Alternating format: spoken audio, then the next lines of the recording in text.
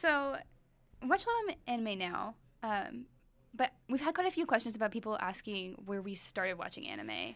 I'm actually interested for you, Marty, because you don't watch a ton of anime. Again, coming back to you. Yeah, I did. I watched a lot of anime probably middle school, maybe early 2000s.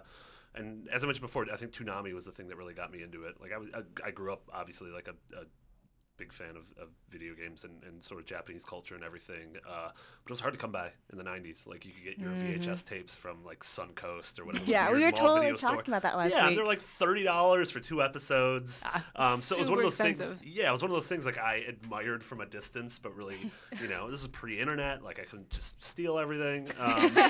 But then Cartoon Network and Toonami and that weird robot dude, who I think he was voiced by Stephen Blum, who voices Spike. Yeah. You can totally hear it. It's weird when you're like, Toonami, then you're like, oh, little robot dude. You're in the show too. Yeah, then that came around, and stuff like I don't know, just like the usual entry level stuff of like Dragon Ball Z and Gundam Wing and Sailor Moon, and then getting into like weirder stuff like Tenchi Muyo I liked a lot. And sort of just anything they would put on, like I would watch and I would love it, and it was one of those. It became that like routine, that after school routine. I would get home, and then from like 3:30 to 5, I would watch whatever they put in front of me. And there was a couple year span where they just kept hitting with really cool things. And then eventually getting it, like when I did get the ability to download things on the internet, like I found Evangelion and watched all those subbed and started to get into weirder movies like Beautiful Dreamer and from there, and then just the natural progression of like the Miyazaki movies and everything. And then falling out of it just a little bit. I've talked about this in other podcasts. Like you just have a finite amount of time in your life and space for things to consume. And at a certain point, it was like, well, something has to go to the wayside. And it was like, now I'm really interested in music. And then I stopped playing games a lot, and I just started being interested in music. And then I got this job, and I'm like, well, music, you have to go to the wayside because now I have to, watch games again or play games again. So it's one of those things where I don't have enough time for it. Like I want time for it, and I think the best like working with people like you is being like, I can go to you to be like, I have very little time. What do I watch? And I feel like that's like the perfect. I watch 30 things, but here's the one thing that you should watch that you're going to appreciate. Right. So like one of the best things about modern anime is that a lot of them tend to be really short. So that's kind of like the best thing. Whereas when we started watching anime, it was not necessarily the case. No, and there's still some that are going and going and going. So that hasn't exactly stopped either. I'm probably one of the younger people in the office, and I remember when One Piece and Naruto started. I was like super young, and I don't remember how old I was.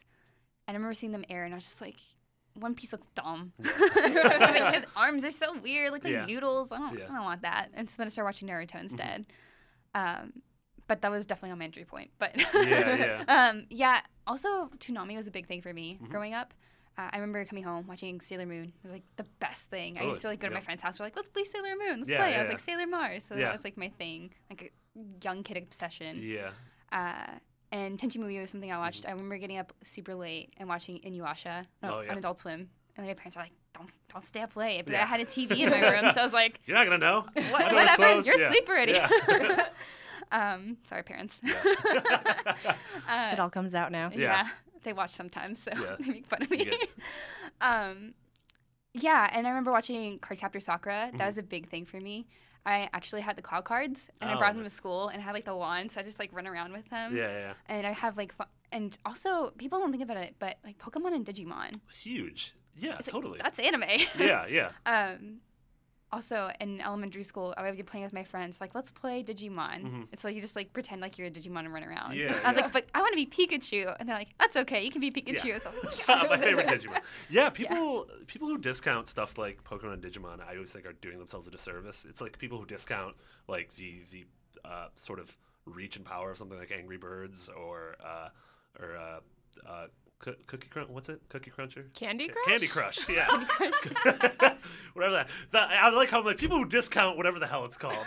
But it's one of those things where it's like does such a great job of like bringing people into this cool medium, and it's like don't be so hardcore where you're like that's not real. I'm like no, it's like has this wide reach. It's awesome. Let it be an entry point. Yeah, totally. Like that's probably one of the best things that Toonami did do. I just had anime all the time. And yeah, and it had that wide range of like, well, this is like where we bring you in when you're younger, and this is sort of more mature stuff that you might enjoy as you're growing up. Right.